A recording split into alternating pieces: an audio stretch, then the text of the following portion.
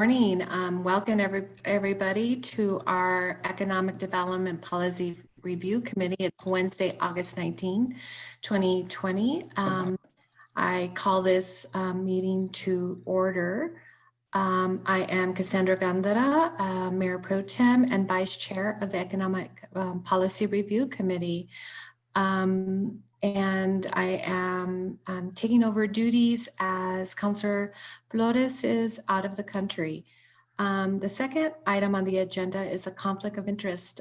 Do we have any conflict of interest on the as far as the agenda items posted? None here. Thank you, Councilor Sorg. I appreciate it. Seeing none, we will move into approval of minutes. We have minutes on the Economic Development PRC meeting of July 15 of 2020. Is there any additions, corrections? I'll move to approve. Great. I'll second. And all in favor of approving the minutes of July 15th, please signify by saying aye. Aye. Aye. Okay. Any opposition? Did I hear a nay? Okay. Okay, good. Everybody was in favor. Good. Next on our agenda is item 5, discussion. A, local leaders toolkit as it applies to Las Cruces business retention and expansion economic gardening initiatives. I know, Councilor Sorg, you put this on the agenda. Thank you for that. Do I go to Dr. Martinez or Councilor Sorg? Oh. Good morning, Madam Vice Chair. So for the first item on the agenda, we'll have Mandy Gus, who's going to be introducing us to the topic. And then we'll pass it on to Elizabeth Teeters, who's going to go deeper into what we are actually doing for implementation. So Mandy. Thank you all. Mandy Gus, a business development administrator. So counselors, I'm going to share my screen. Nope, no, it won't let me share my screen. So Councilor Sorg shared with us the local leaders toolkit, which is a strong town's response to the pandemic. Since I can't share my screen, I'm just going to hold it up instead. So the toolkit had a couple of— Mandy, I'm sorry, Mandy, before you get going on this, is there a computer issue or glitch, something that Damon or somebody might be able to help us get you? We just assisted with that. Mandy, you can share your screen now. Share it now? Great. Okay. All right, are you able to see my screen now? Yes. Yes. Okay, even better. Thank you. And I just had the toolkit, so I wanted to make sure you all were aware of it. And I don't know if it's been sent to the entire policy review committee, so we can share that if needed. So the Strong Towns response had 3, is that moving when I move my screen? Yes. Yes. Great. Had 3 phases of how to respond to the pandemic. And the first phase, especially, I think Las Cruces as a whole has responded really well. This is kind of an overall city perspective, not just economic development. And so in the first phase, there's get people fed, get people shelter, support the health response. And our city council, you all were very proactive in supporting nonprofits to do all of those things. The next one is connecting masks to economic recovery, economic development, as well as other departments in the city have put out information about wearing your masks, get back to work. The chambers have put out that message. I think community-wide, that's been well shared. Provide people space. There are different things that we've been talking about. Some are, in downtown, can we eat out? How do we work through with some of the protests? How do we make those safe? So those items are being done. Go easy on enforcement. I think that our PD is definitely about education before enforcement. Support adaptation and trying to work with businesses. I know our community development department, when indoor dining wasn't allowed anymore, has waived the fee for temporary outdoor dining and tried to adapt quickly to that. Collecting data. Francisco sent out a survey for COVID, which I think he's going to go over in the next topic. So really, and preserve cash. I think so far we've been lucky not to see a huge hit to our budget, but I think that our budget and our city council is conservative enough to make careful decisions. So in that first immediate response, our city as a whole has done everything on the list, and I think we can be very proud of that. Moving into the next phase, which is the 3 to 12 months, there were some items, related to home occupancy. I'm just going to scroll down here. Home occupancy, working, what are neighborhood essentials, kickstarting entrepreneurs, housing adaptations, walking and biking. And so again, this is not strictly economic development. It's kind of all pieces of our community, but specifically for our community, what we're doing is we'd like to launch a business retention and expansion program, which will help continue to collect data on businesses and will help us learn how businesses are trying to adapt with that. And so with that, I actually want to turn it over to Elizabeth Teeters, because she's been the one who's put together this framework. And so I'd like for her to present the program to you so we can get some feedback before we launch it. So Elizabeth. Thank you, Mandy. Hi, Elizabeth. Hi. Good morning, Madam Vice Chair and committee. I'm going to share my screen now. Just give me a second. Can you see it? Yes. Okay.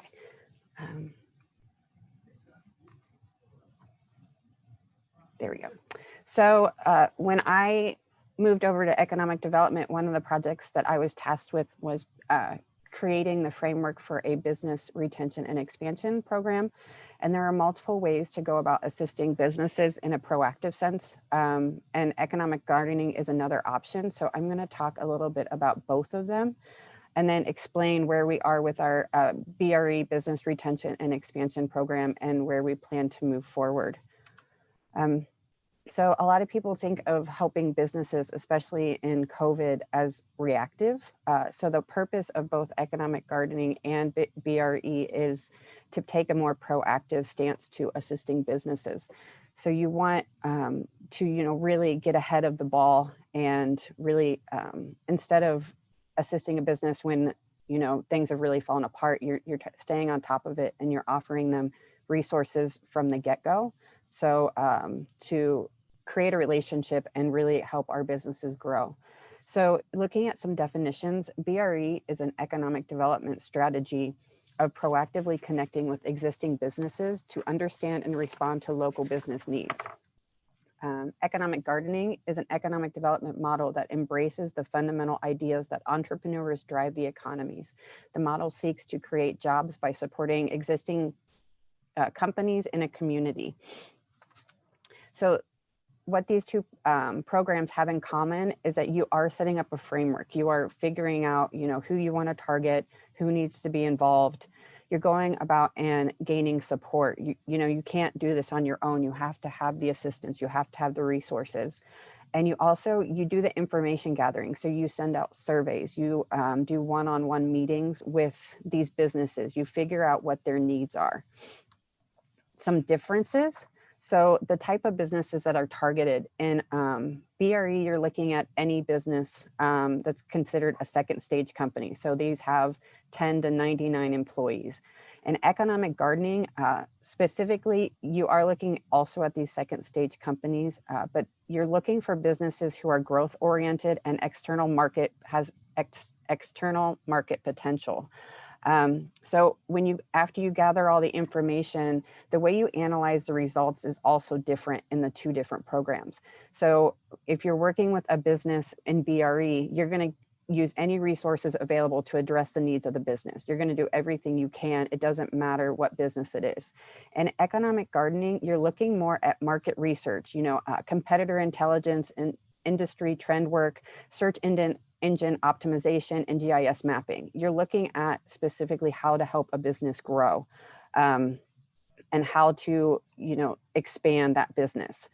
So the length of the engagement is also different. So in BRE, you're looking long-term. Once you start assisting a business, you have at least annual check-ins. You're always there if they need it. You're helping them at any point in the process. In economic gardening, it's more of a short-term process. You provide the research to the business for them, and then they take the next step. So once you do all the market research and you figure out the trends and you do the mapping, you basically hand all the information over to them, and it's their responsibility then to really make their business grow. So this is the framework we have in place for the BRE program that we're launching. We're currently in the program setup phase. So we've been working with our ecosystem partners. The last few weeks, we've been meeting with the chambers, SBDC, and Mavita, and we're still working on other partners and really talking about what they have in place and how we can assist each other to help make this program really effective. And we're also working on setting up the framework. We're looking at our resources. We're creating a portfolio so that when we do assist businesses, we know exactly the next steps we need to take. You don't want to be in a situation where they need help and you just have no clue what to do. So, pointing them in the right direction, getting them in contact with whoever they need to, or, as a city employee, if we can do something in-house, of course, we're going to do it. Once the program is set up, so the rest of it's continuous all the time. So you're going about gaining support, which is what we're doing right now by presenting in this PRC today, by meeting with our partners. We're getting ready to do a campaign launch. We're really trying to get the information out there. Then we're going to move into the information gathering phase. So we're looking at different options, whether we want to survey or have more more direct calls. But we're going to do that, but we're also going to give businesses the option to have one-on-one meetings with us so we can talk specifically about the needs of each business. So we'll gather all this information and then we'll analyze the results. We'll get back to the businesses as they need it, but we'll also determine if there are any gaps in our resources. If there's anything right now, especially with COVID, that these businesses need that they're not getting, this is where it comes in. We work with our partners, we figure out how to fill in those gaps and how to move forward in this new COVID age to better assist our businesses. So then we report our findings. We try to establish, how to fill the gaps. We go back to the businesses and we just continue doing this. It's a nonstop process of continuing to help, continuing to fill the gaps, continuing to help the businesses. So this is kind of where we are right now. So our timeline. So we've decided to start in the West Mesa Industrial Park. We didn't want to take on the entire city all at once. There's going to be kinks in this first pilot. So we want to make sure we get everything out and we figure out, what might be missing in this program. So we're going to start with that. And so this month we've been, as I said, meeting with our partners and we're getting ready to launch. I've been working on getting what information needs to go out to the businesses before we actually meet with them. So, and then starting in September is going to be the launch of meeting with the industrial park partners or the businesses. We're trying to determine whether we want to do surveys or what ways we want to get some basic information from the businesses. And then from there, we're going to do the one-on-one meetings with the businesses. And this is all going to happen in September. So the reason why we wanted to bring this to you today, of course, it is part of the COVID effort to, assist our businesses and make sure they're staying afloat. But also we wanted to get feedback on what your thoughts are, any information you have, any questions, we're here to answer them for you. So with that, I will stop sharing my screen.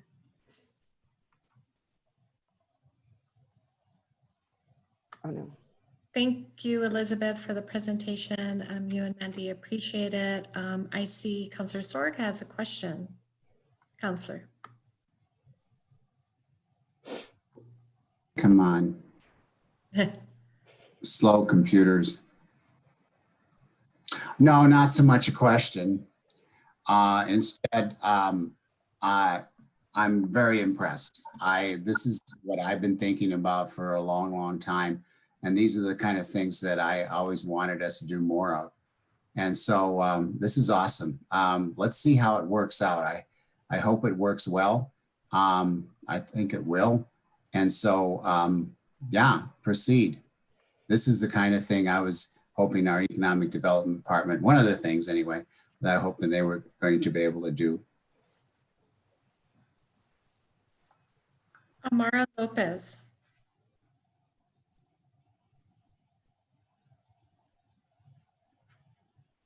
Ms. Lopez? Thank you, Counselor. This is Uh-huh. Darlene Lopez for the record. Oh, yes, forgot. Your daughter's computer. Yes, I'm sorry. I've been having to switch back and forth. I'm like, okay, we need to download Zoom to your own devices because I'm confusing everybody.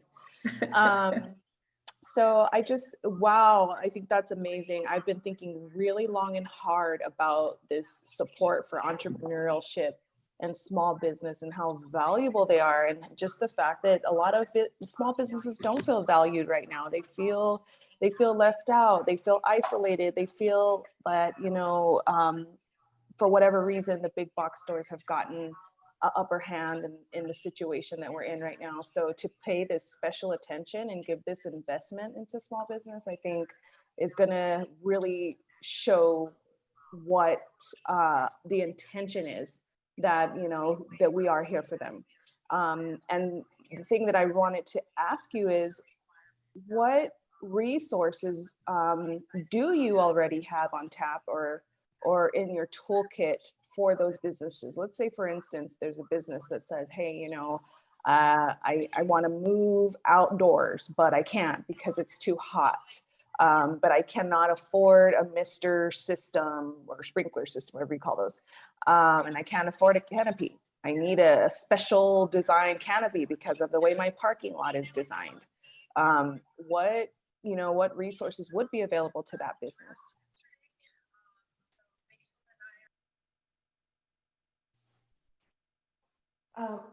Madam Chair, Vice Chair, Ms. Lopez, are you referring to specific needs right now during COVID or in general? In general, that was just an example. So, Okay. I know that as they're doing these analysis, those things are going to come up with these businesses and they're going to say, okay, I need this. And really what I need is a monetary support. How do I get the capital to do what I need to do? So I think it's a multi faceted answer to what you asked, Ms. Lopez. First of all, we have the business development program as one of the program designed to support businesses in general. And then I'll ask Mandy and Elizabeth to expand on this.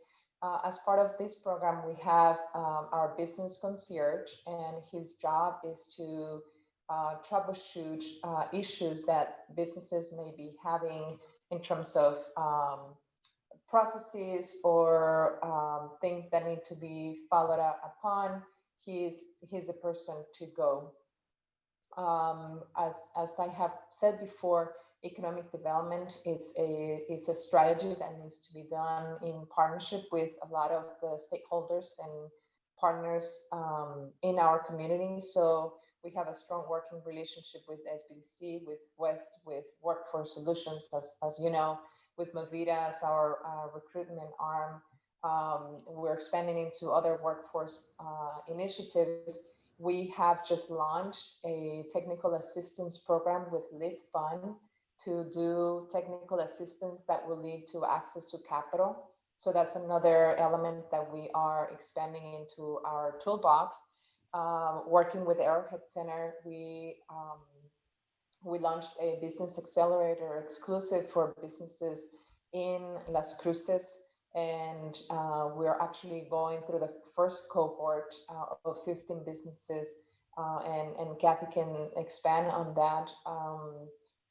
And we're going to have a second round for that. And we're also discussing how to work with Arrowhead Center and industry experts to provide support to local businesses to have an online presence and to be more active on social media, not just to push out the information, but to actually help them create content and learn how to do the analytics. Because I believe that one of the missing pieces is that they don't see this as a valuable action item, given all the different things going on in their businesses. But if they see it as an investment and the return on sales to them, that may change. So we're actually working on finalizing what that may be. And then in our previous meeting this morning, there was a very interesting conversation that came about that maybe Ms. Moore can expand on that. So, but the business retention expansion program is also designed to continue to evaluate what gaps there may be from the business perspective. And then for the Economic Development Department, what is our role to continue to fill in gaps as we move forward? That's awesome. Thank you so much, Griselda. Thank you, Counselor. Oops. Thank you, Darlene. Or am I still muted? Can you hear me? Mr. Lopez, Davin Lopez. Yeah, thank you. To try to answer from our perspective, Ms. Lopez's question. So Navita, we've always had a BR&E program in place, but we concentrate on the economic-based employers in the region. Some experience with the expectations, especially after the Great Recession, is the expectation is, especially as this program gets into a whole host of other businesses that are outside of what we concentrate in, like the retailers, the restaurants, other types of service entities that are challenged right now. I think you can expect to not be in a position to have all the answers for them. I think we just have to realize that we're not going to have all the tools available.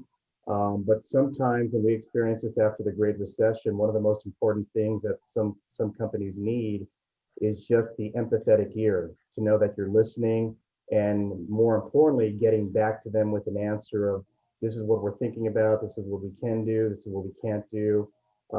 But at the end of the day, it helps also build future policy by understanding the collective concerns of different types of industries out there and what they're facing. So some immediate expectation because of COVID and going into kind of all of these different challenges of new companies that are dealing with these challenges.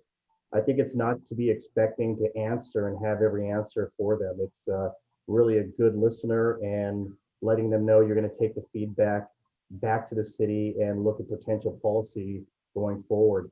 And if you do have the tools in place, that's even better if there's tools in place to help immediately. But that's some expectation, I believe. Thank you for that. Yes, and I absolutely, as a part of the workforce system, whatever role I can play to support that as well, I would love to. So thank you for that response.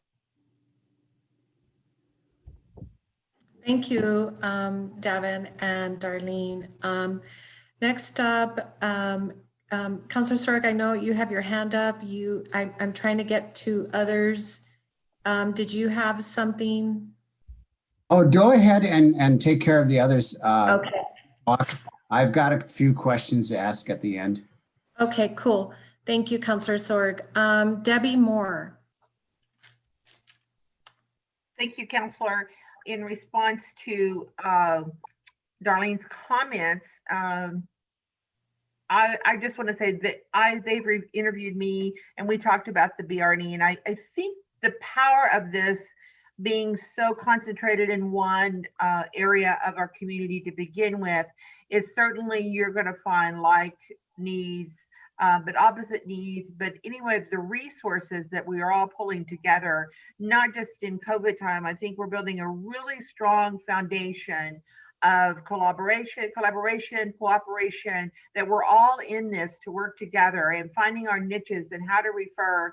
And the call just before this was our sort of Las Cruces opens with a lot of people there. And one of the things we talked about is particularly as COVID, and one of my concerns as Councilor Gandara, sorry, Mayor Pro Tem Gandara, you and I've talked about is the shop local. So I was talking about how do we, as we go into the holiday shopping season, make our local retail stores or any of our local stores really compatible to the conditioning that we've received over the last 6 months of shopping online. So could we physically create a Las Cruces marketplace where our vendors could sell their products online, just like the big guys? I won't say them on to give them any credit, but you all know who they are because of the convenience. And then how do you make that center place where we can go to that marketplace and either order products for delivery or shipping, or however we want to make that work, where there's actual ability to open that. So that's one potential. I think what this B&E really does is takes it up to another level. Darlene, particularly in this time, one of the other things that we talked about this morning and that I've been really toying with is, am I carrying the messaging correctly for industry sectors? For each industry sector, they may have a little bit different, like restaurants may have a little bit different need right now than say childcare centers. So part of my goal is going to start meeting with industry sectors specifically so that we know specifically what one industry needs. And that is what is going to come out of some of these conversations that the economic development team is going to have with some of these businesses as they talk about retention and expansion. What do they need to expand? What do they need to just retain right now? Keep their doors open. What tools do they need? And so I think all of us are in this boat. Let's stick together. Let's make this work. We've all said we're all in this together. But I think if anything, this COVID has generated is up to another level is that spirit of collaboration and cooperation. Thank you, Mayor Pro Tem. Thank you, Debbie. I appreciate that. Ms. Espiritu, hello. Good morning. How are you? Good. Great to see you all. Thank you, Counselor. So I just wanted to say that this is really exciting, and that's why I wanted to be part of this committee. Seeing things like this, we just, as a small business owner here locally, how COVID has impacted a lot of the small local businesses. Just seeing that affecting the families and everything, and I have heard some feedback. What is the city doing? So it's amazing to have the insight of what's really happening and how hard you guys are working to kind of better things for the businesses here locally. So this is really exciting. If I can help in any way, just let me know. But this is wonderful to be able to do this for the local businesses and local community. Thank you, Sandra. Much appreciated. Gil, Councilor Sword. Thank you. Thank you, Cassandra. I have some question or two and some information. And I'll start out by saying I lack the information because I don't get out. I don't go running around town shopping at all the stores or any store hardly. I get what I want and I get out. And it's just food and a couple little minor supplies. So I don't know what's going on in the city. And so this is a question for not only our economic development department, but all the others on the committee here. I want to know what small businesses, besides your restaurants and bars, and I say that because they're a special category. They're special. I'll just say that. And what have been reduced in activity, suffered in economics, and suffered from business that, especially those that might be competitive to the big box stores. Can you give me 2 or 3 examples of what small businesses have been suffering because of this pandemic in that category? Anyone? Toss up question. Jump in anytime. Councilor Sorg, this is Francisco Palladis for the record. I cannot raise my hand, Mayor Pro Tem, but unfortunately, that's why I jumped in. The next presentation will be dealing with that, Councilor Sorg. So if you can hold your question for next presentation, that might get answered. Next on the agenda. Okay, great. That's awesome. Councilor Sorg, I think Ms. Moore has an answer to your question. Debbie? Thank you, Mayor Pro Tem, Councilor Sorg. I think the answer is everyone. I mean, because of the restrictions that COVID, the 25%. So I think if you say take out the restaurants and those, and Francisco obviously is going to report on the statistics through their survey and things that they've received. The information I received is every business, particularly those that do retail sales and direct sales to the consumer, is that they've all suffered, you know, from our salons and spas, because many of them, because of the restrictions of how many people and customers they can have. I will say this, Counselor, and that I'm really, really proud of our business community and businesses, that they have been innovative and how to reach out to the consumer, their regular customers. You know, they're using social media at a whole new level, and to have seen them really say, okay, this is our environment, this is our culture, we're living in this, and how can we make it where we can really move ourselves to the next level and discovering our new norm. Watching them pivot and watching them sort of reset has been very inspiring for me personally to see about my leadership. You know, I think we all want to lead them to the next level, and watching them be innovative, I'm thinking to myself, well, how can I figure out to tell them what they don't know and be ahead of the game with them? But overall, I would say it's impacted everyone.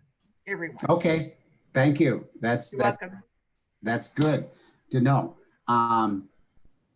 So then that kind of leads me into an observation I made just yesterday morning. I was out walking in the neighborhood and I ran across a neighbor of mine. This is a part of a retired couple. He was out on his bike. And these are snowbird-like people. They returned in the summer to the upper Midwest and spend their winters down here. But because of the COVID-19, they did not go up north, nor did they do apparently a lot of other things he mentioned. And he says he looked in his bank account and he says, you know, I got $8,000 more money now than I would have if it wasn't for the pandemic. And so that leads me to think maybe there's a lot of penned up spending that's may come out when we have a vaccination or whatever reason the pandemic is lessened to the point where people can get out, restaurants, et cetera. He says that's another thing too. Of course, he hasn't gone into any restaurants since the pandemic started. So that's what I'm thinking. And then another observation I found out just yesterday too, there's been a rush on buying cars. I happened to get my car serviced at Toyota dealer yesterday, and I was shocked to see how few cars there are in the parking lot around there. And the man told me, he says, yeah, they're buying cars like hotcakes. And so this is really a switch, I think, in the economics. I hope we can understand how all that what all that means. And so anyway, but I have one more question. Is there anything we can do to help the downtown? That is one of our focused areas in the city here for economic development. And you know, they've hurt quite badly. But I was just wondering if there's anything like that besides the industrial park. That's a question for economic development. Thank you, Councillor Sorg. I'll just very quickly comment. There's a lot happening in downtown in terms of how they're helping their businesses pivot through the downtown partnership, but I'll let Mandy, I don't know if Liz is on the line, who is now our new coordinator or representative. So lots is happening, but this is a good time to talk about what that is specifically. Good. Councillor Gondeta, Councillor Sorg, Liz, I think is on the line, so I would actually hand it over to her to talk to those initiatives. Liz Vega. Okay. Liz Vega. Hello, Economic Development PRC. This is Liz Vega, the interim destination downtown program manager. Like Mayor Pro Tem Gondeta said, we are working with the downtown partnership to identify different areas that we can help our businesses downtown.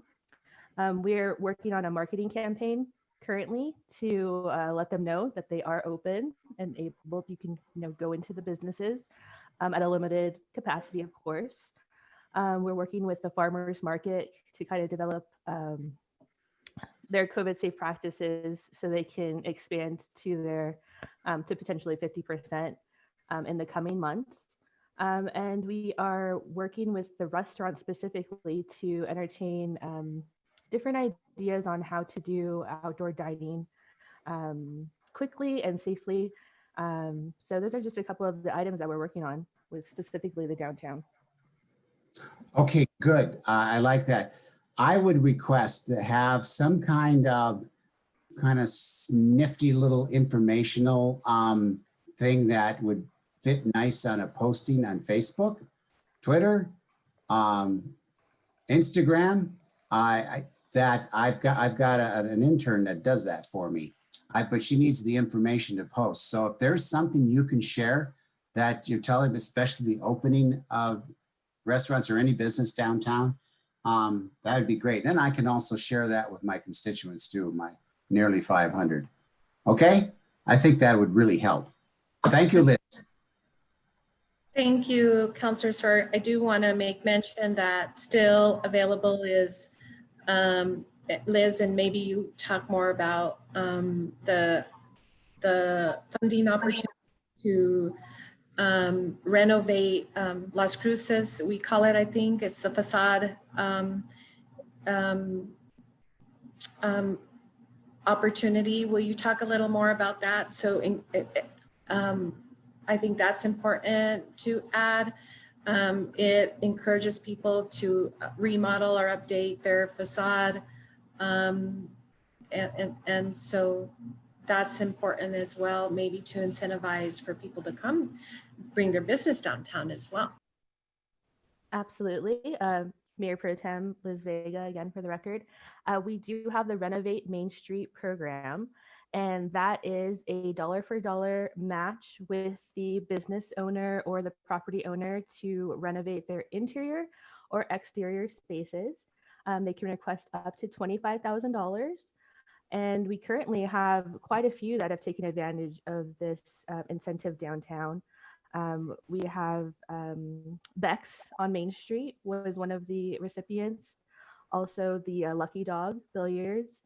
In the process right now, we just signed their notice to proceed is Shuggy's Diner. And we have Mateo's that is going through the process right now, as well as a couple of other interested parties. So that really does focus on incentivizing, especially for retail and entertainment and dining. So that is a great program that we offer downtown. Very good. And then don't forget, our arts and cultural district is there and working and making things happen as it relates to art and culture. Liz, you want to say a little more? Sorry, I just never take miss an opportunity to talk about my beautiful downtown. I completely agree. Again, this is Liz Vega. We do have the Arts and Cultural District that is one of the only state and recognized by Main Street and a city initiated arts and cultural district. We are very fortunate to have capital outlay funding from the state that is going to be used to do infrastructure projects downtown. One that you're going to see shortly is actually an improvement to electrical upgrades to the plaza area and also to Main Street. And that's going to encourage, once we are able to do events safely downtown, that'll offer more electricity for food trucks or other items that are going to be a part of those events. We have quarterly meetings with Arts and Cultural District to identify different projects. Another project that's on the horizon is a walking tour of the historic Mesquite District. And that's actually it's being co-programmed with the museums. So they're going to be very involved in that process as well. And we can't forget the jewel of downtown, which is the Amador Hotel. And that's always something that we are looking to improve. And there's some interesting projects happening with that in the coming weeks. Thank you, Liz. Mary. Yes, thank you, Counselor. This is Mary Ulrich from Doña Ana Community College, and I just wanted to add on to this conversation that our Small Business Development Center has, in working with small businesses and clients that they have, has discovered some training gaps that those business owners have, especially in terms of technology and even uploading documents and things like that, that really are impeding them from getting the assistance and other things that they need. And so I just wanted to, state that DACC is poised to help with those kinds of training needs if the economic gardening, which I love that term, if that reveals that there are some training gaps and some skills gaps, we're happy to assist with that. Thank you. Thank you, Mary. Is there anybody else? I don't see. I have a couple of questions. I've been taking notes, feverish notes. Thanks again for, this is awesome, a nice framework.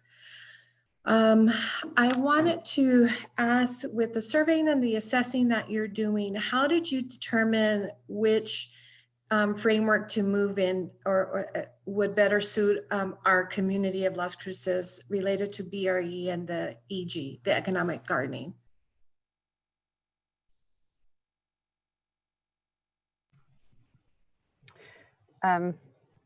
Counselor, can you rephrase your question for me? Sure. Sorry, I don't understand. Well, it seems like you're going to do a pilot project using the framework BRE, yes? Mm-hmm. Yes. So, and that you're focusing specifically on the West Mesa Industrial Park. I want to know what your data is stating with you that leads you to focus in that area, but using BRE, not economic gardening first. So we decided to go with the industrial park for a few reasons.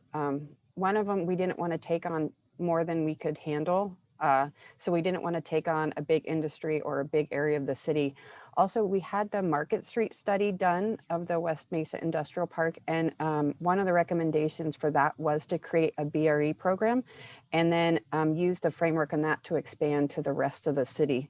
So that's a few reasons why we decided to start in that area specifically. And then we haven't decided yet who or what areas of the city, or if we're going to go by industry when we expand the program, but that'll be the next step. As for why we're doing BRE instead of economic gardening is because BRE encompasses so much more than so many more businesses. Economic gardening is mostly about entrepreneurs and growth. Like they really focus on businesses that they see potential for growth that can really change the market and really add jobs to your community. And in the given, like the current climate, especially, there aren't a lot of businesses that are really focusing on that right now. You know, with COVID, we're really just trying to stay afloat and to keep the businesses going. So, you know, by doing the BRE program, we can assist them where they need it right now. Maybe they are focusing on growth. Maybe they do want to expand, and we're there to help, or we're there to get them the resources, but we just don't want that to be our number one focus. Yeah, I appreciate that. And I don't want to be a Debbie Downer. I know that focusing on the West Mesa is, I think, a priority. It's clear from the economic development standpoint. We, a couple of meetings ago, had a wonderful presentation. I'm just concerned that I'm concerned that here during COVID, that there are businesses here within the city that are needing that help, those resources. And I guess I'm looking to you to tell me what the data is as it relates to how many 10 plus 99 businesses. I know we're trying to improve up there in a lot of different ways, like bringing in businesses, and I think that's fine. I just don't think that's for me the immediate priority. The immediate priority for me is about a combination of the two, the BRE and the economic gardening for folks that are experiencing hardships and concerns, and they're all over in every industry sector, and more specifically, childcare. Without childcare I just feel like that isn't sort of where we're moving in, and without childcare, a lot of our essential workers that are needing to work, right, or are finding themselves now, for example, the city sort of moving from extraordinary right time, working from home. Now we're going to start pulling people, and there's people who are struggling to figure out what are they going to do with childcare. And so we're already putting a stressor on an already stressed system that for decades we have not had enough childcare, quality care available to folks when they need it. So I'm concerned that we're focusing right now on the West Mesa when I think and I know it's a part of the city, and I know why we're doing it. I get that, and I don't want to give a double message, but I feel like right now during COVID, we need to be focusing on things. And I guess I'm waiting for you to tell me how many businesses, because you said you've been doing a lot of one-on-ones and discussions with the chambers and various folks that fit that 10 to 99 employee criteria. And then you tell me that, and I will say, point taken and move forward. But I'm a little concerned about that focal point. Councilor Gandara, if I may take that question for you, and I apologize again for jumping. I don't have the raising hand feature. This is Francisco Palladis for the record. The first thing that I wanted to clarify, Councilor Gandara, is that the PRE was originally a suggestion that came out of the West Mesa Industrial Park study for the strategic industries that derive from there. That was the first clarification that I wanted to make. This is from a very specific EDA grant, that one of the proposals that came out of it was that we were going, well, one was a pilot program at the West Mesa Industrial Park for a business retention and expansion program. Now, we took that suggestion and we will implement it as a pilot program at the West Mesa, but nevertheless, we will expand this to the overall city. So right now, the stage at which we are at is that we are going to focus on the West Mesa Industrial Park to kind of troubleshoot what are some of the things that we can do better, that we can improve. And then once we have it ready, we're going to be launching it through the whole city. Now, this does not mean at all that we are not taking care of the rest of the city. As you know, and as Griselda mentioned earlier, we have plenty of different resources that we have been deploying constantly for all businesses in the city, not just at the West Mesa Industrial Park. But I just wanted to provide those extra points of clarification. This originally, the proposal for this came originally from an EDA grant that was focused at the West Mesa Industrial Park. And so well, from one of the proposals, from one of the studies from there. And from there, we are going, us, the Economic Development Department, is planning to release this to the entire city. And again, making the notice that we are working with all businesses in the city, and we have deployed resources for the businesses in the entire city. So for instance, the LIFT fund is for the entire city. The BIS sprint is for the entire city. So all of our resources are focused in the entire city. And for right now, the business retention and expansion program was focused at the West Mesa Industrial Park, with plans to deploy it in everywhere in the city as well.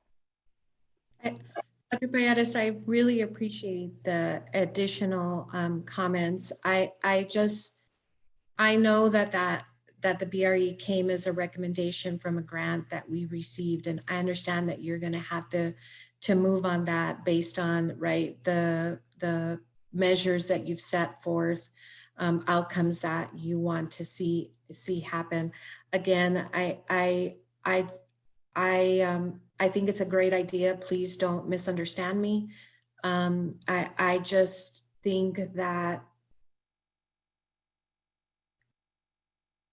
I'm just not hearing the data to support that the businesses currently there, the businesses you're trying to recruit over there that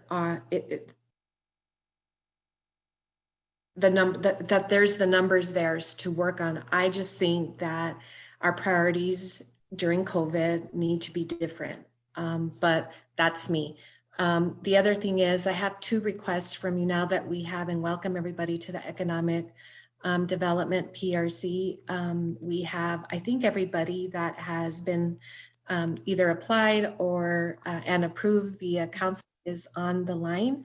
And so what would be helpful, and I know Dr. Martinez, Dr. Palladis, and Mandy, I meet with you quite a bit, not only on downtown things, but you have a really nifty monthly report. And my recommendation would be to share that with the Economic Policy Review Committee. It really highlights all the things that you've been doing. That would be helpful, and sort of an idea of your COVID response, what you've been doing. I think that is also a part of your monthly report, because I also see that, I think whether you like it or not, you all are ambassadors for the city and the economic development of the city. So when people ask you, to Sandra Espiritu's point, well, what exactly is the city doing? We don't hear anything. It strikes me that to Councilor Sork's point is that we need better information to put on our social media about some of the cool things that you all are doing, advertising, and giving you the kudos really that you deserve. I think is important. The other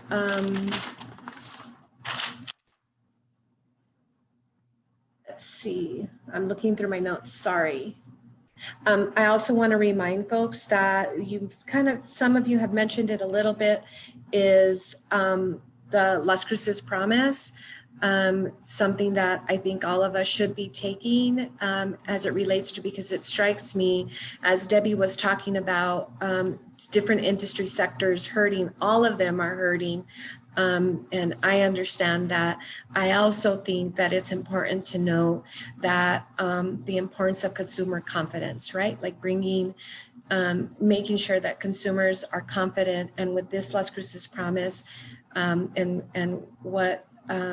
we had a special meeting, or not meeting, but a special news opportunity to give that information out. And I'm asking for each of you to look at it, and if you're so inclined to take the promise, please do so, and then share that on your social media. I think that's important. But I do want to say that Davin Lopez Mavita Downtown Partnership have done surveys as it relates to businesses during COVID, restoring consumer confidence. If you haven't seen them, I think those are important things to see. And staff, I'm hoping that, do you have that survey, and are you using that? And is there any, do you have any plans to do further surveys in that way? Because not only for businesses, but for consumers, to restore the confidence to get back out there, if you will, in a safe way.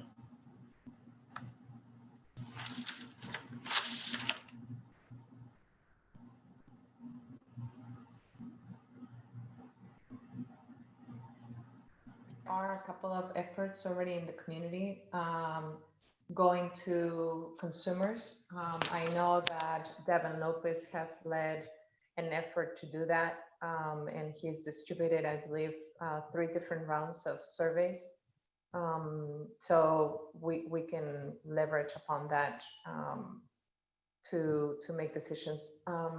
And I believe that based on the information in the second item for discussion for the agenda today, you'll hear other interesting information that may give you additional ideas for us to consider.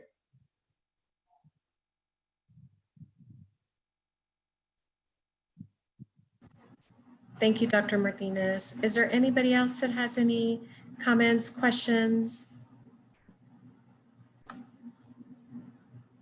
Seeing none, Dr. Martinez and Dr. Palladis, did you get what you needed from are you asking for just to, as informational, or that we are stamping the of approval, and should it go to council? Is it going to go to council? What are you asking from our group?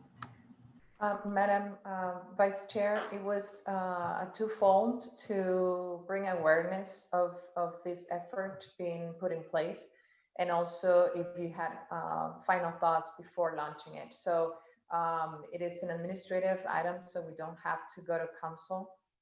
We can include it as part of our next update for the department as a whole, and for sure include it in our monthly updates. But at this point, we started meeting with the partners, but we can launch the program and continue to expand from that.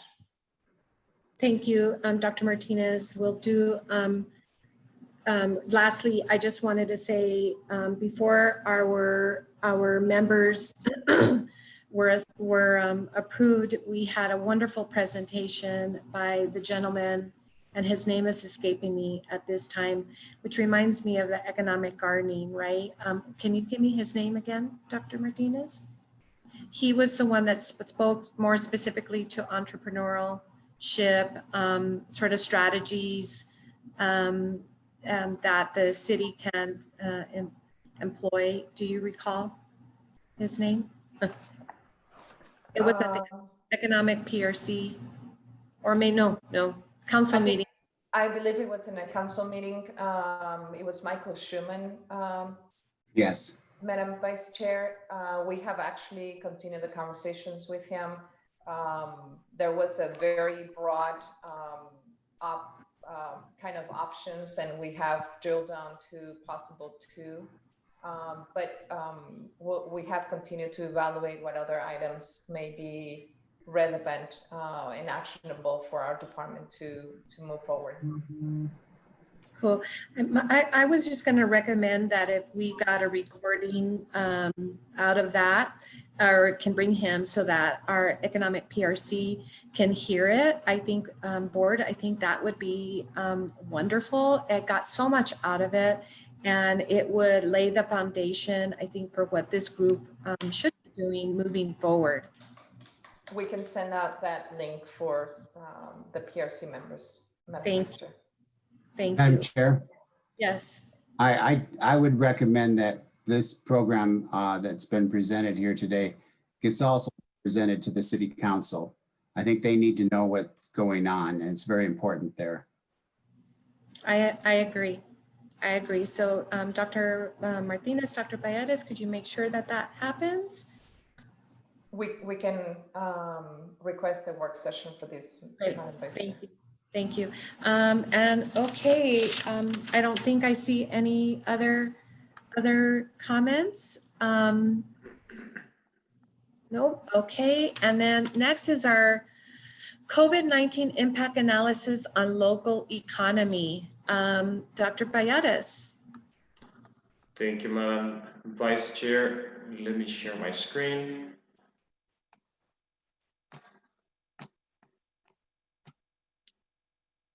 And please let me know if you can see it, okay?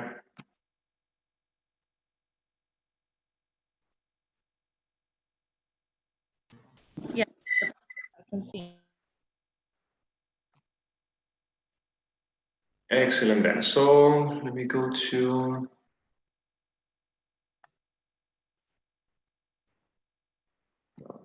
next one.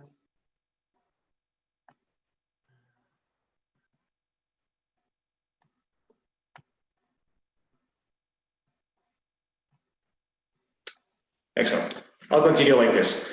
Well, good morning, members of the EDPRC. Today we're going to be presenting it's called an impact analysis. It should actually be more referred to the economic effects of the COVID-19 pandemic in the local economy. It's going to be a mix of first data collection efforts. That means that we collected what it's called primary data collection efforts. That means that we collected the information directly from the sources, and another portion on secondary and tertiary data sources, which is we collected it directly from other sources such as the Bureau of Labor Statistics and things of that nature. Initially, I'm going to start with terms of the labor force, and this is coming from Francisco, excuse me. Francisco, I'm sorry for interrupting. Is it possible you could make the slides go full screen? They're a little difficult to see at this size.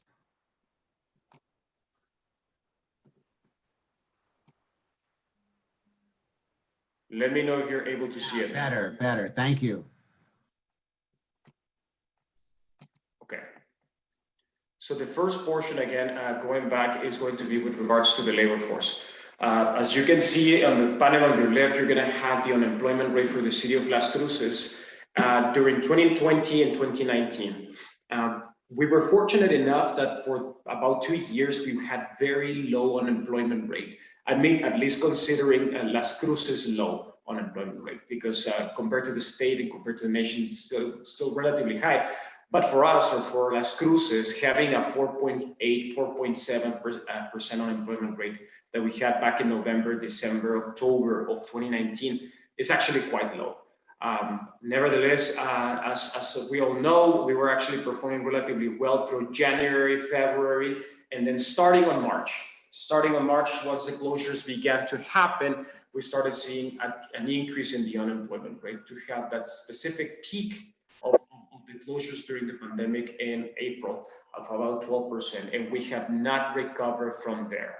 It's still about 9% unemployment rate, which is actually pretty high. The panel on your right shows you the payroll employment for the metropolitan area, which is pretty much the whole county. And you can see also that starting on March and all the way down to April, there was a decline right there. There's a slight, very minute, slight increase in some of the payroll employment, but there's a lot of people who are still unemployed in the city of Las Cruces and in the metropolitan area of Las Cruces. To represent this in a different manner, here we go. See, yes. This slide right here shows you the information in terms of SNAP recipients in Doña Ana County. Most of the administrative offices are located, there's 3, they're located in Las Cruces. So a lot of this information could represent figures, sure, that come from the overall county, but a lot of them that come from Las Cruces in itself as well. What is the relevance of this, and why do I usually keep this type of information handy? Their measurements for poverty usually come via the census in an annual manner, and it's usually lagged. That means that the latest figures that we would have for poverty would come from relatively 2018 right now. So rather than relying on the census, a good proxy that is released on informational basis on a month-to-month basis is the SNAP cases at the county level. Of course, the higher the level of poverty, the more individuals are eligible to apply to these types of social assistance that can assist them, right, for food and acquiring food and nutritional elements for them and their families. So it's a good measure on a monthly basis to see how, to put it bluntly, is poverty is doing. That number right there for June, which is the latest one that they released, is in thousands. So that represents 29,780 SNAP case recipients. So 29,000 people, it's roughly about a third of the population of Las Cruces. Now, this is for the entire Doña Ana County, and of course, we should take that as with perspective, right?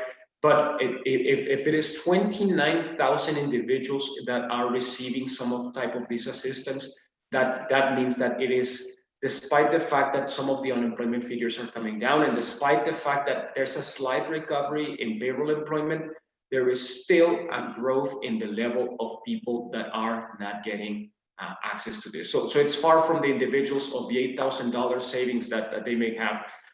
This is the other side of that, the other side of the reality of this, right? So that has been growing. We were fortunate enough that at least compared to our year-to-year comparisons, back in January and back in February, we were actually comparing less because we were better, right? We were having more people stop going to these types of assistance because they could find a job, they could sustain themselves. But starting in March, then on April, and in this case, April, it didn't stop in April, just as with the peak of the pandemic. As a matter of fact, the latest figure is even higher. So something to keep in mind when in the decision-making process. In terms of business renewals and new business registrations in Las Cruces, it followed a kind of a similar pattern as the employment. There was the lowest number of renewals happen in April.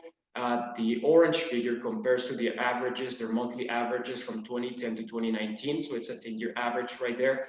So this is substantially underperforming their 10-year averages, but so were some of these.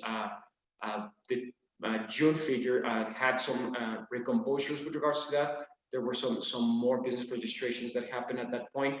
Also new businesses. And my guess with regards to this is that there were individuals who were waiting to some of the pandemic restrictions to be lifted and see how is the set of rules that were laid out in order to go and register their business or renew their licenses. So that's why we see those jumps in June for that specific area. What did we do afterwards? So not afterwards, but what did we do when we were kind of going blindly as to what were some of the things that are happening in the city? So the first thing that we thought of as the Economic Development Department was we need to have some type of data that shows us at least at a small case or a micro level what is happening to our businesses. So we released a survey. And we released this survey in the latter portion of June, and it closed in the latter portion of July. So it stayed open for about a month. And there were 95 respondents to this survey. And out of the 95 respondents, these were all released to the business community. So the business community had this for them. As you can see, the vast majority of them were under the other services. And by other services, you have your barber shops, you have your nail salons, you have your mechanics, you have your carpet place or the one that installs carpets, things of that nature. You have them right here under other services. That was about 20% of the businesses that responded. The other 15% were with regards to retail. There was also a big share with regards to food and accommodation services, also another big share with regards to social assistance and healthcare. So you can see the distribution of the people that responded to our survey right there. Now, this is data from the Economic Development Department of the City of Las Cruces. Now, the first question that we asked is, what is the current operating status of your business? So with regards to the current operating status of your business, we provided several categories in which they could answer, and they could only answer one of the categories. So the biggest one was that about a third, right? About a third of the businesses said they were operating between 76 and 100% capacity. But I want to put a special emphasis with regards to this. So up to a fourth of the businesses that responded to our survey, a fourth, that's 1 out of every 4, right? Say that they were operating at 25% or less of their, or up to 25% of their capacity. Not only that, if you add that to the number of businesses that had a temporary closure, or because either it was forced or because it was voluntary, that adds substantially more. So that can immediately put you right there, right about, let's say 13, that's about 38% of businesses that were operating at 25% or less, or that they were temporarily closed, either because they were forced to it or because it was voluntary. So this shows you a very, very significant picture of this. The next question that we were asked is, since the beginning of the pandemic, has your weekly revenue increased, decreased, or remained the same? Because it could be the case that for some businesses, it has increased. And actually, as you can see in the left portions right here, and I don't know if you can see the cursor or the arrow in my screen, you can see that there were some businesses that did have some increase in revenues, but the vast majority of them, they had a substantial decrease in their revenues. Right here, you can see that up to a third, so more than 76% of their revenues decreased. Not only that, once you start combining this data with some of the others, you can see that it's a big number. It's a very big number. We're probably talking right about on the 75% of businesses saw their, at least of the businesses that responded to the survey, saw their revenues decrease at least by 25% or more. So that is something to keep in mind when we are thinking with regards to how we make the policy for these types of businesses. The next one is how have you handled your payroll and your workforce? So with this one, it's not additive. And this one, they could check all of the ones that applied. So you can see that the addition of all of this is not going to be 95 because they could select more. But nevertheless, you can see that despite the fact that a lot of the businesses saw a decrease in their revenues, a lot of them, and a very vast majority of them, said that there were no changes to their workforce. So what does this tell you? This tells you that they're taking on the losses and they're not firing their employees. At least some of them are, right? So there were temporary separations, there were some furloughs, there were temporary layoffs, there were temporary cut in hours, but by far, they either had hiring freezes or they had no changes to their workforce. So that means that they were taking on the losses for this. So that's another check for us when we're considering some of this information. We also asked what is the percentage of your workforce that is working remotely. About 55% of the respondents mentioned that their workers were working on site. And I presume that this is more because it is required by their business rather than because they wanted to have it like that. And unfortunately, I don't have that answer, but that's at least my assumption of what it would have. We do have that about 18% has all of their staff working remotely. And again, my guess is that those staff, it would be because they could. But we have that a very large percentage of them are working on site. So it is additional risk for them right there. We also asked, if only partially open or temporarily closed, what resources will be required for your company to relaunch or consider a phased restart? And again, this is a select all that apply, so it's not going to be additive. But by far, a lot of them mentioned that they needed payroll capital. A lot of them mentioned we need payroll capital, we need grants, and we need regulatory relief. There were also a lot of individuals that mentioned that they needed online access to their customers. So when we got this information, the Economic Development Department, we noticed that there's a need for this. And as Griselda mentioned earlier in this whole presentation, we are trying to get as much of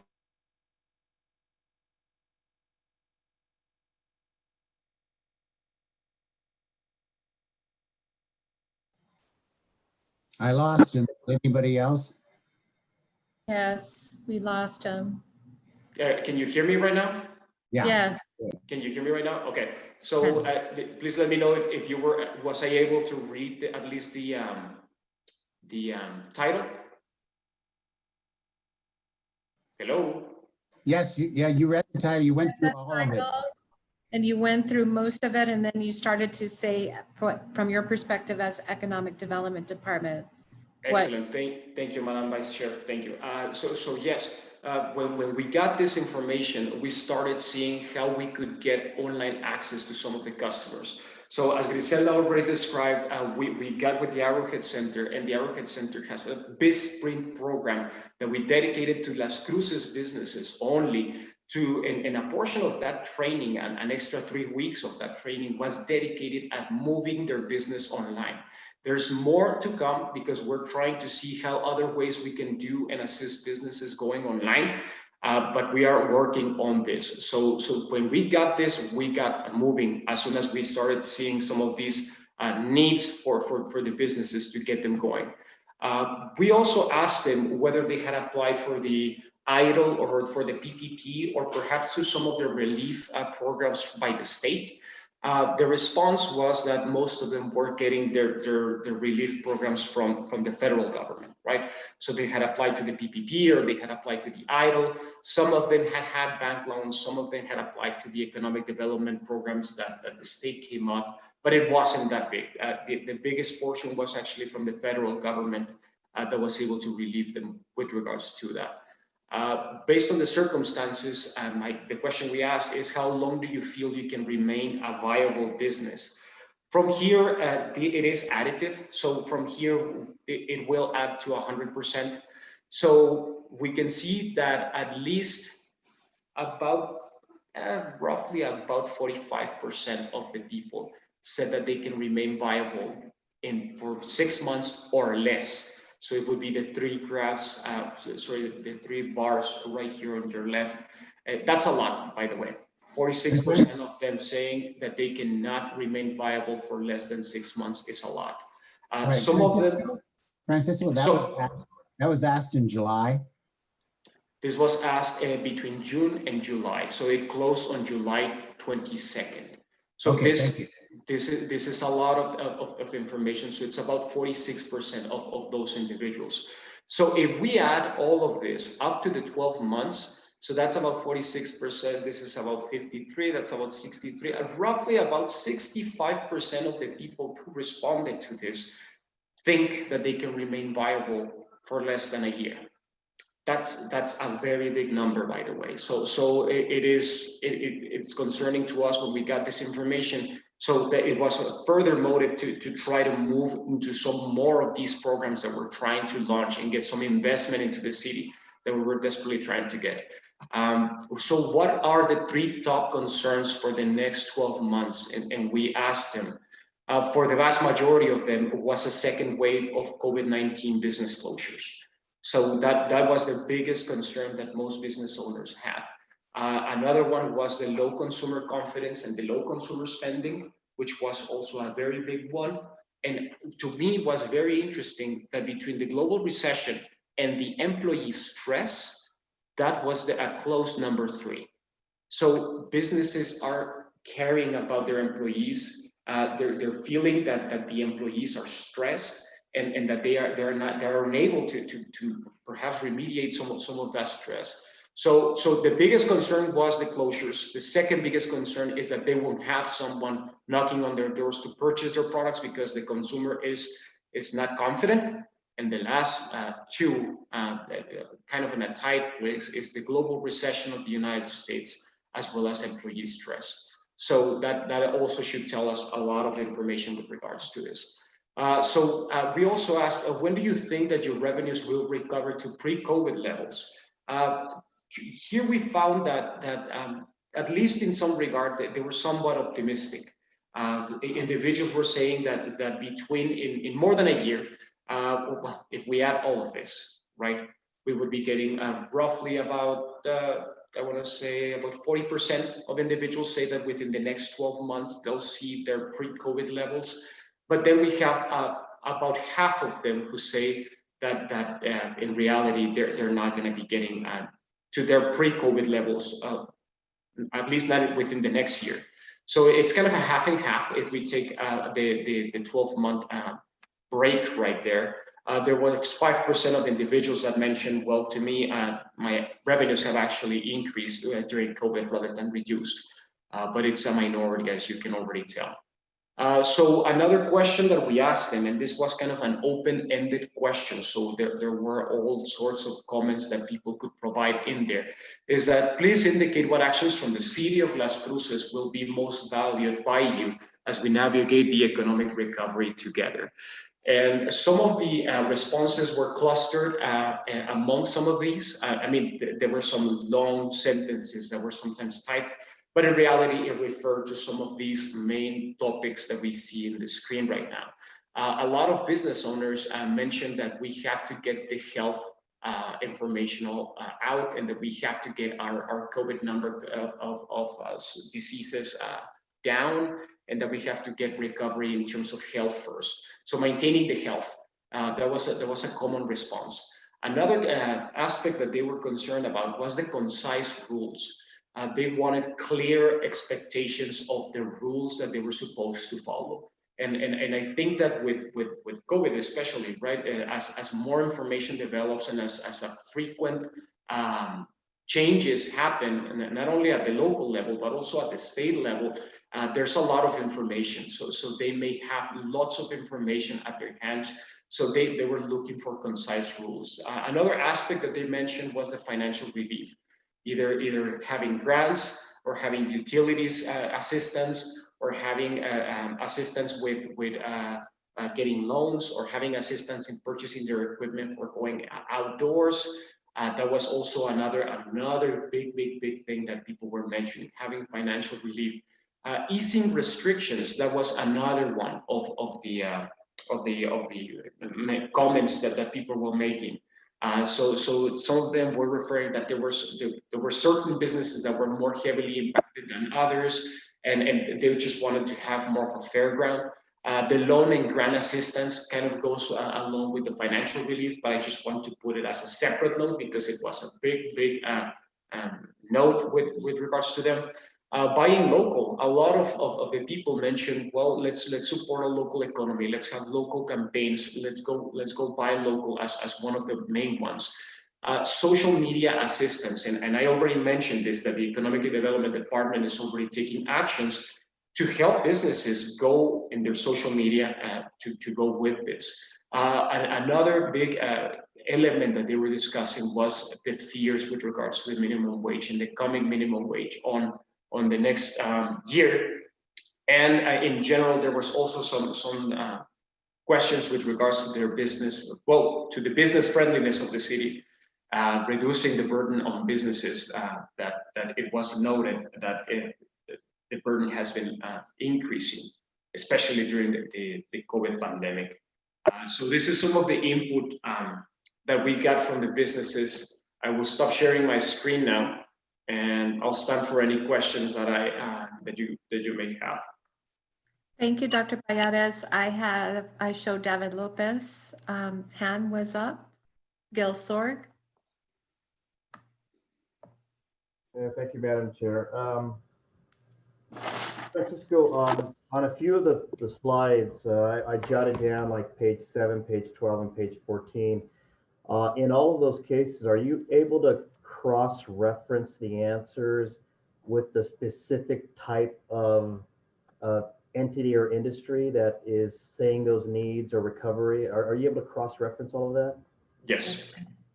Did you have any data on how they cross-reference in terms of like who are going to recover the quickest, what industries say they will, or size of businesses, or I forgot what was page 5 or page 7 exactly, but or which ones were most hurt by it? Yes, I mean, and they were usually clustered on, there was a big cluster on other services, which is your usual services, regular services, as we were mentioning, your barbershops, your nail salons, your carpet cleaners, all of those regular services that are classified as other services. And a lot of them focus also on restaurants and accommodation services. So it is information that is, they're seeing more, they're being more heavily affected because there's more close human contact. So for those businesses that were not as close, but with regards to human contact and that could go for their operations. And what type online. to recover the quickest on that COVID, getting back to pre-COVID revenues? That one I haven't cross-referenced, but we can certainly do that. Right. Thank you.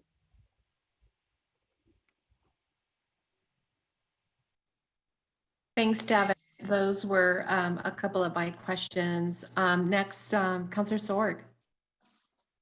Thank you, Cassandra. I just have a couple observations. The lady I talked to last night works at the Memorial Medical Health Clinic there, which I guess receives all the cases for COVID-19. She says there's hardly any patients coming there now. She says they only have one recently. And she was quite angry. She says, I want the businesses to open. I want the schools to open. I can't afford to pay childcare. and so on and so forth. And then too, I've been noticing too that a lot of the businesses' problems are consumer confidence in the their safety, their health.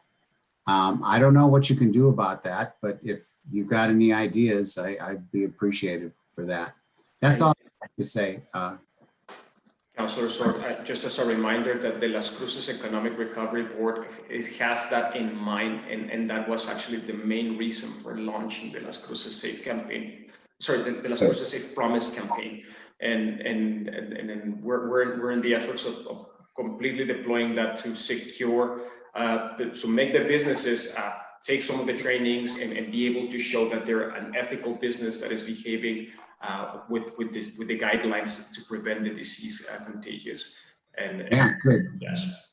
Good. And then too, if you haven't watched the numbers recently, they are looking quite good. I was very pleased with these last few days, or how low they've gotten now. Okay, thank you, Madam Chair. Still praying and keeping our fingers crossed that it still stays that way. Yes. Debbie Moore. Thank you, Mayor Pro Tem, Councilor Sorg. Great discussion. I have a couple of questions and then a couple of comments. So my question would be, Francisco, I believe that you mentioned 3,000 business licenses in Las Cruces.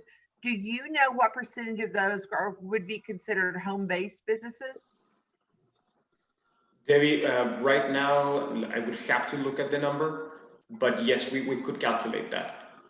So to follow up that, then, did I understand you to say you had 95 responses? Right. So it's not a statistically, as we say in statistics, right? It's not a representative sample of the whole population. So it's not a 95. In order to have a representative sample, depending on how you put your degrees of freedom and stuff like that, we would have needed about 300 responses. So, right, the responses from here do not represent the overall population statistically, but it is a glimpse of some of the information. Right, and that's my concern, is that 3,000 included the home base.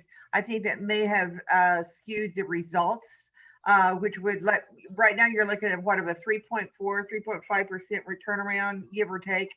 And if you add the home base, that may have skewed the results. However, with that said, I think it's important that this is a reflection of what the business community is, what I'm hearing. So it's as if, I mean, we've taken surveys and I know this is pretty much reflective across the board. To Councilor Sorg about the consumer confidence both ways, and to Francisco, and most of y'all know I'm co-chair of the Las Cruces Economic Recovery Board, and our main focus, and Darlene is a member of the group too. I think I'm looking at my list to see if there's anybody else. I think that was our main focus, Councilor Sorg, because one of the things I heard immediately after we started opening up a little bit is that everyone wanted to feel safe. The businesses wanted to feel safe for their employees, for themselves, and for the consumer. The consumer wanted to feel safe. So that we promoting stronger that Las Cruces is safe, I think, is key to the overall feeling safe. And of course, the numbers going down and contributes that. But the other thing that the chamber has done, and it's becoming like a side program of the Las Cruces Safe, is working with the business community to go through the New Mexico Safe Certified program. If you'll go by the chamber, we have our sign. We've all three of us, me and my two staff, have gone through the program. And so I recommend departments of the city, you who are on the call, you who are watching, go to New Mexico Safe Certified. It takes about 10 minutes. We've got to build that level of confidence up to help them reach that next level. Because, you know, education and seminars are great, but the actual survival of most of these is going to be the consumer spending money in the door. And that's where I think it's a priority that we've got to look at.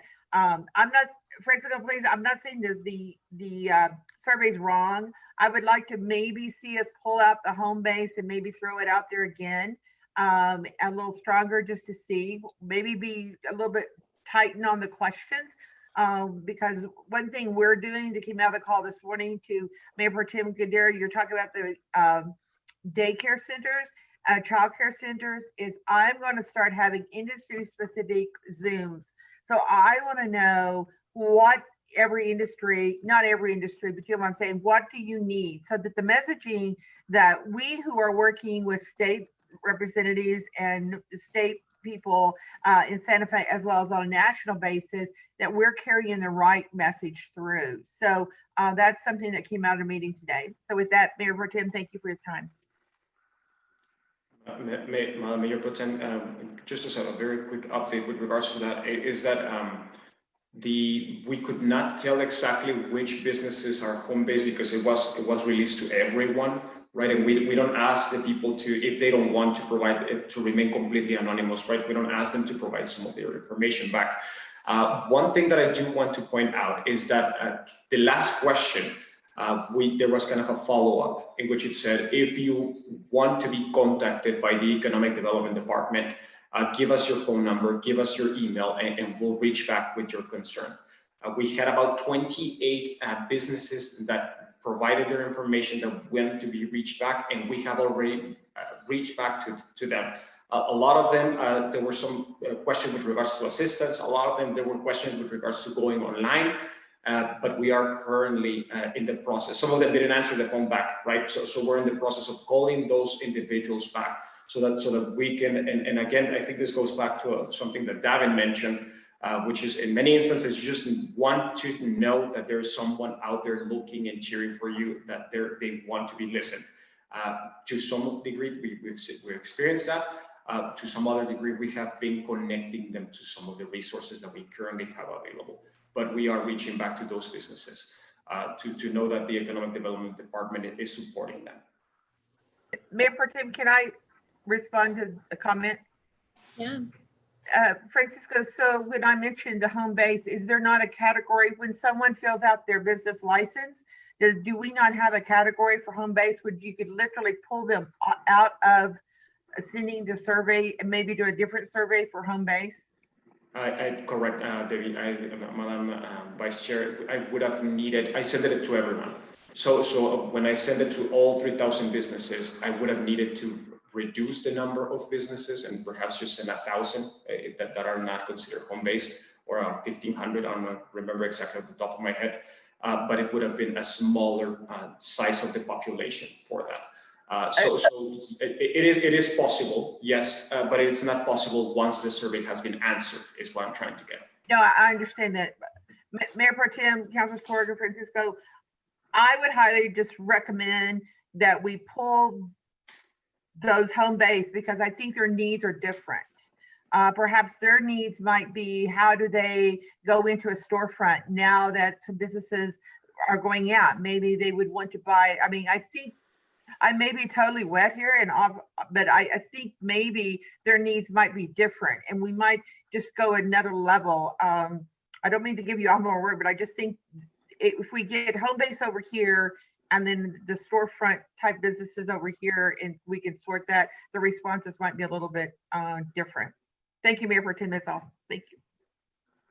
Thank you, Ms. Moore. Kathy, Dr. Hansen.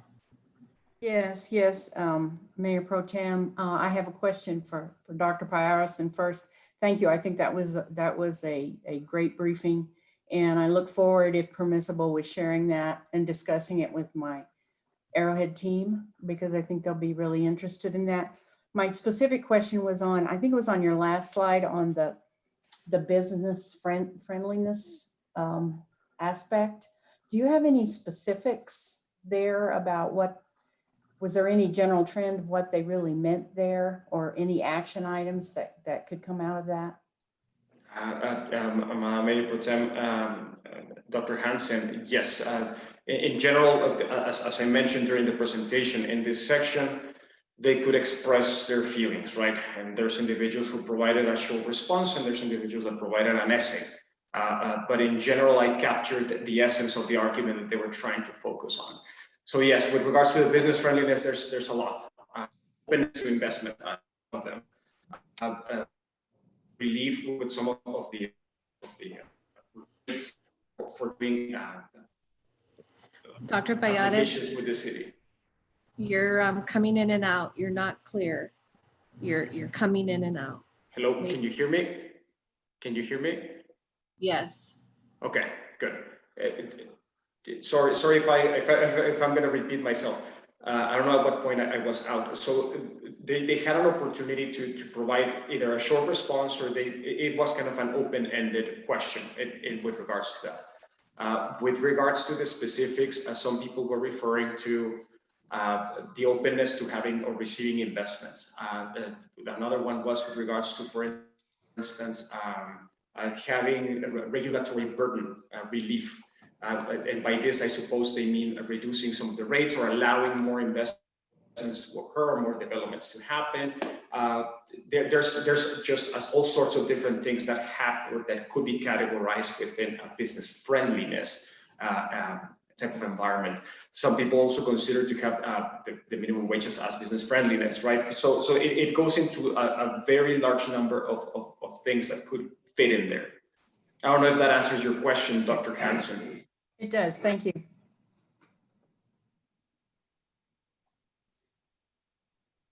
Thank you, Dr. Hansen. Mandy. Thank you, Vice Chair Gonda. Kathy, I also wanted to respond. Francisco mentioned that our staff had started to reach out to the ones who said, please contact us. And actually we reached out with that exact question in mind. Some of them said, you know, it's not business friendly. So what does that mean? Or we don't like the city's policies. So what does that mean? So that we can figure out if there's actual gaps or themes, and we can then make those changes and bring those to policy review committee as needed. And that was kind of our process as we went through it. When we actually did talk to the businesses, Francisco mentioned we had, I think we actually had conversations with about half of them. We left messages with the others. Hopefully we'll have a chance to talk to them all. But the biggest thing that we got back was people were looking for financial assistance.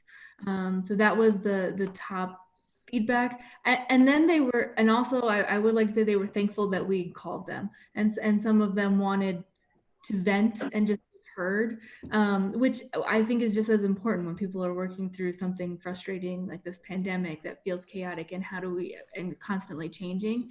So those were really, at the end of it though, we had the intention of like, what are these non-business friendly items? What are these policies you want changed? The two things that we actually got most feedback was venting and needing someone to listen to them, and financial assistance options. Thank you. You're welcome. Councillor Sorg. So quick. On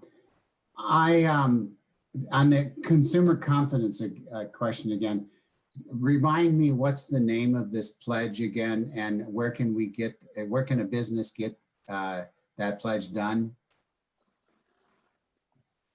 Councilor, I don't know if board member Debbie Moore would like to answer that. She's the vice chair, Councilor, yeah. Las Cruces Economic Recovery Board. Please, Ms. Moore, that'd be great. Thank you, Councilor Sawyer, Mayor Pro Tem Gondar. Yes, I believe you can access the city's website, Las Cruces Safe Promise, and you can access it there. We have a link on our website, and we have sent out the link several times through our membership. And I think there's a lot of things, but it can be accessed, both that and the New Mexico Safe Certified for businesses to go. And traditionally it started out just as a tourism, but now it's broad-based businesses. So I went in under the office, but it's under the city staff. You can help me. I believe there's a link on the main page. The link is www.las-cruces.org/LC Safe Promise. LC Safe Promise. Okay. LC Safe Promise. Word I'm missing here. Okay. Very good. Thank you so much, everyone. Madam Vice Chair? Yes, Dr. Martinez. And we can send a link to all PRC members as well. And the easiest way to get to the landing site is to go to the city's website and do Las Cruces Promise on the search engine, and it will connect you directly to it, but it will send the link. Great. Thank you. I forgot. Now, wasn't there a sticker or something that the business could put on their door? They will receive that if they do this, right? Right. There, I think staff is gearing up to get that sticker. Do you have them now, staff? Madam Vice Chair, Councillor Sword, the businesses that engage in the training and get the certification for their businesses will receive the sticker on the mail. Ms. Debbie Moore already has one, if I'm not mistaken, right, Ms. Vice Chair? Yes, that is true. So, Councillor Sword, Mayor Pro Tem Gandera, there is a certificate you get once your business goes through the New Mexico Safe certification. It does not have the specific Las Cruces Safe Promise sticker on that. So we just partnered with the state program because it was easier than trying to replicate and duplicate what the state had already done. I think we talked about it at the recovery board meeting. Staff would have to help me out, but I don't think we have quote unquote a sticker that says you've taken the Safe Promise, but it might, Las Cruces Safe Promise, but that might be a good idea because I think certainly some of my businesses have already started asking people, you know, so it's just kind of cool thing to say, I've taken the Safe Promise, kind of like I voted, I've taken the Safe. Thank you. Madam Thank you. Yes, go ahead.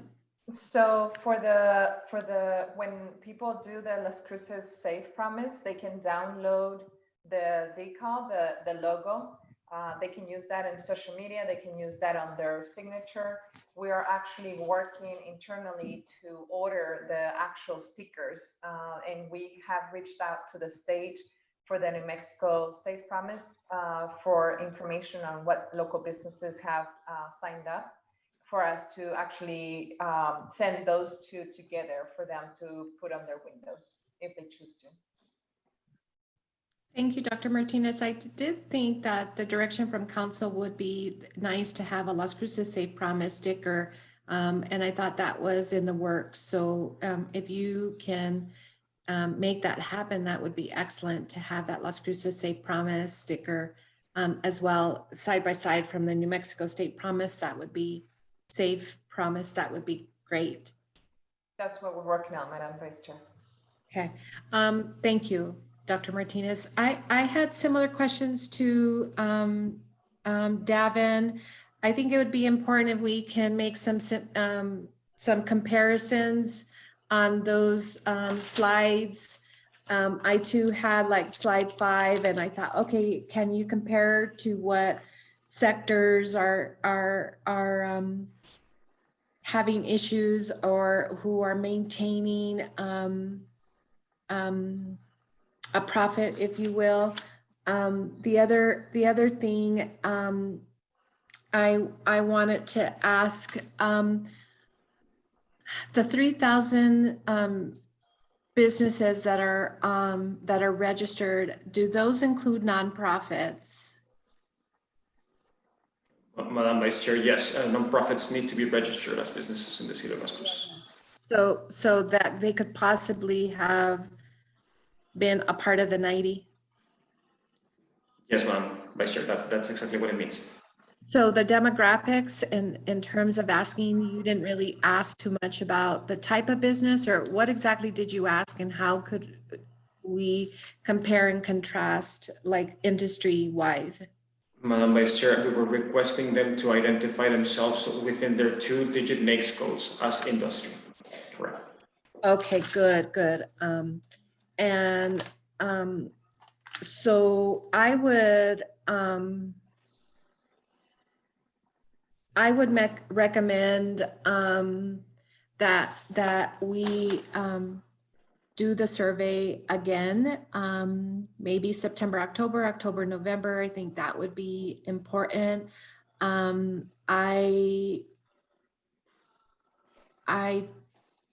I would love to share it with my email list. I didn't, maybe I saw it. I don't remember if there was a PIO specifically for that. I'm getting a lot of things these days. So if you can share that with the recovery board, with the economic PRC, I think that would be really important. And Dr. Palladis, will you be doing a report, like some written report? And if so, where will that be posted? Where can we refer people to if they're interested in knowing more? Madam Vice Chair, so this is a part of an effort that is greater than just COVID. Originally, when I was still holding the economist position, one of the thoughts and one of the discussions that I had specifically with the Federal Reserve Bank of Dallas in El Paso was, because they're in charge of the economic research of our area, Las Cruces, was to request them for some information that we could use on a monthly basis to kind of track the business activity. The response was a negative.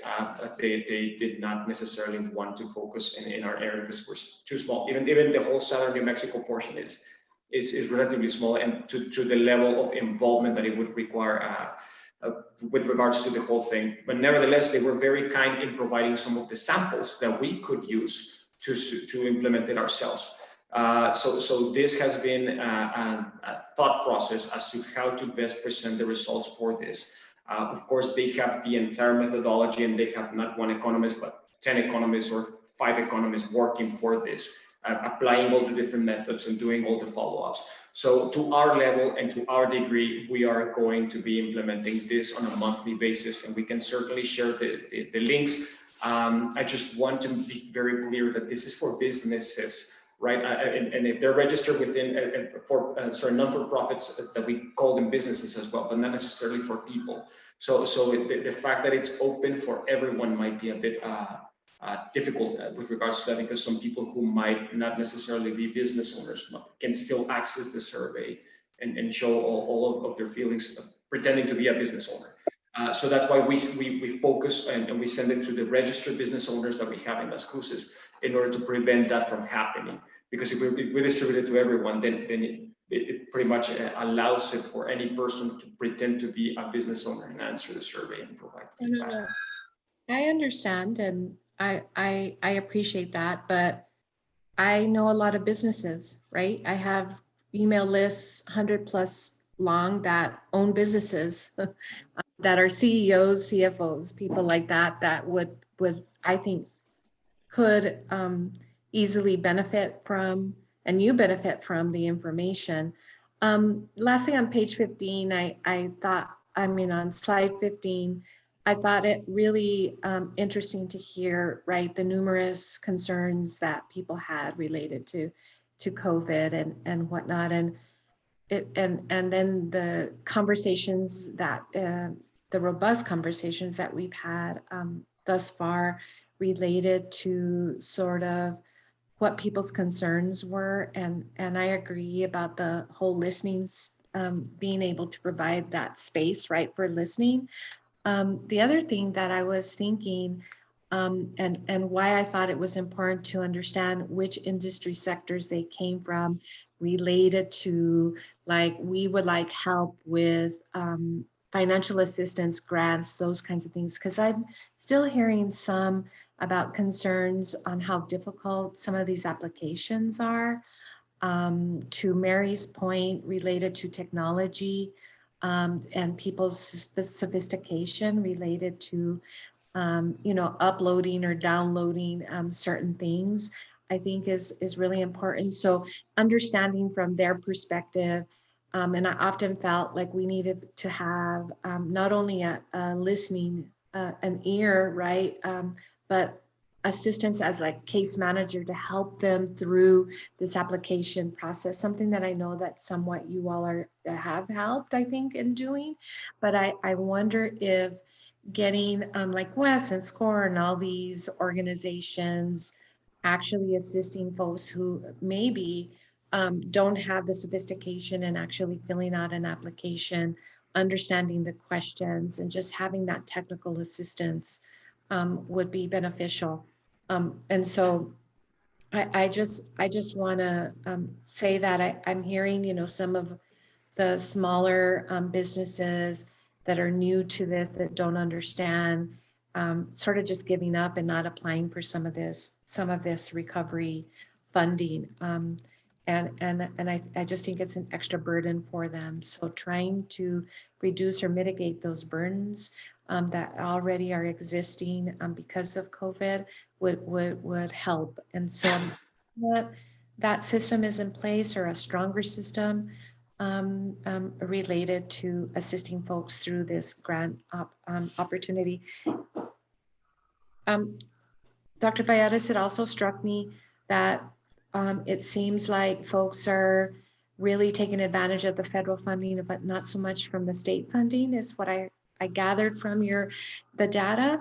What do you think that is, and how shouldn't they benefit from the state funding opportunities, and how do we encourage people to do that?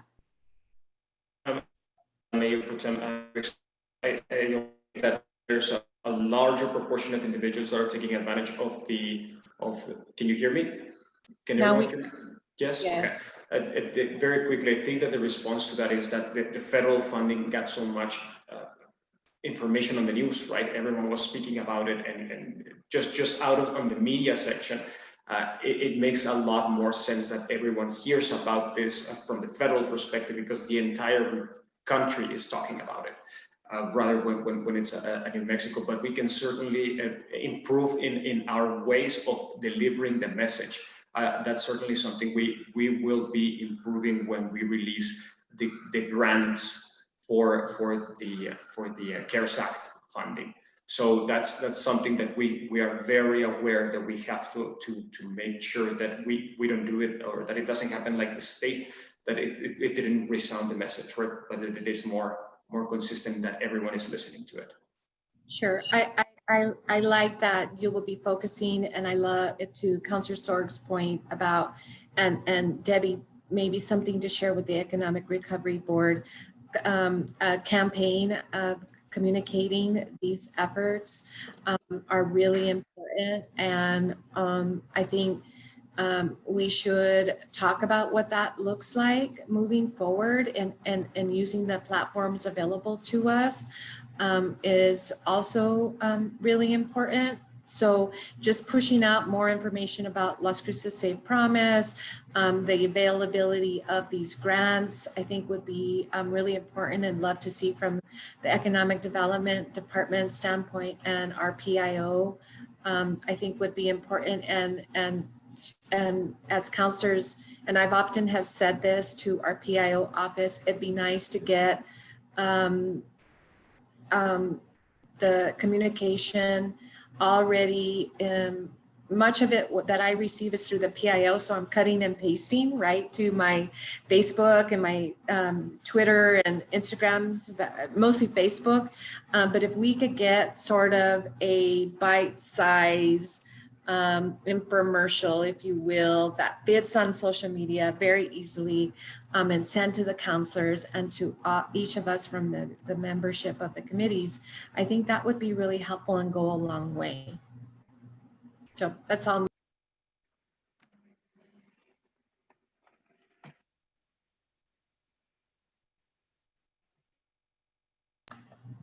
Anybody else? Madam Vice Chair? Yes, Chris, Dr. Martinez. Just a friendly reminder on time, there will be another meeting coming up shortly, and I don't know if you would like to move into requesting from committee members future discussion items. I sent a couple of emails. I received one from Ms. Lopez, and maybe this would be a good venue to hear from them. Can you speak up a little louder, Griselda? I can barely. Yes, Madam Vice Chair. Is that better? Okay. Much. Thank you for that. If you would like for us to request from the ex officio committee members on topics of interest that they would like for us to have considered for the agenda, we received one from Ms. Lopez about business grants, which we will recommend for us to discuss next month. And that's the only future discussion item we have currently. Thank you, Dr. Martinez. Good idea. Are there any other items that the board wishes to discuss for next time?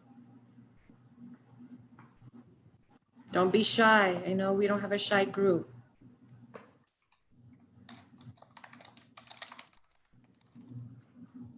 If not, Madam Vice Chair, I can follow up via email or calling them directly if that's a better option. Sure. I think, do we have any today that we thought would be helpful in terms of any follow-up? I think staff has some follow-up via the questions that were asked. Are you going to do that via email or put it on the agenda for next time? Some of the items that I noted, Madam Vice Chair, on potential follow-ups is to share the monthly report from our department with the board members. So I can send that via email as well as the Las Cruces Safe Promise link for future surveys sent to businesses for us to consider your recommendation on sharing the link with other business databases that can be done via email. I don't know if I actually noted any actionable items as follow-up from the rest of this discussion. Okay, sounds good. We might want to have an update on the recovery board discussion since we have Ms. Moore on the call. I think that would be helpful. And if I don't see any other yes, Ms. Moore. Mayor Pro Tem Gadara, I would be glad to do that, but I also think maybe some of the things in the follow-up to the survey on those needs that were there, maybe, I mean, many of us represent other organizations and there's several other meetings that we're having. So I think sometimes we are working together, but sometimes we're so busy doing the work, we don't talk about what we're doing. And I think in the spirit of collaboration, partnership, and not duplication, we might look at that list that came out of the survey and say, this is what we're being addressed, sort of dissect it to see where all of our pieces fall together so that we're not all doing the same work and we're complementing each other. You know, that's, I want to be a partner, but not, you know, waste time duplication. So that might be something as a follow-up if we take those top 4 or 5, and I can also take them to the recovery board too and see how we can address some of that and move it forward. That would be my suggestion. Thank you, Mayor Pro Tem. Thank you. I like that suggestion for sure. Noted, Madam Vice Chair. Thank you, Dr. Martinez. Okay. I think we're done. Thank you all for your hard work, for your participation. I also would like, just before we get off, is having the conversation or just a small presentation on our COVID response. I think is important. So people continue to make connections with the $1.8 million that the city has given, some to utility for residents and businesses. The technical assistance, I think, is that economic development is doing. I think highlighting the program related to working with Arrowhead, Dr. Martinez, is another thing that people should probably know to be able to give out information when people ask, well, what is the city actually doing? And then we will be having, I think very soon, a second request for funding to the city. And so I don't know what all that entails, but I'm sure it'll be similar and yet different in terms of the kind of funding that we'll be giving out. So Madam Vice Chair, just to clarify, for the COVID work that the city has been doing is the recommendation to share that information as a future discussion item with the board? Okay. No. Yes. Thank you. Okay, I don't see anything else. Can I get a motion to adjourn?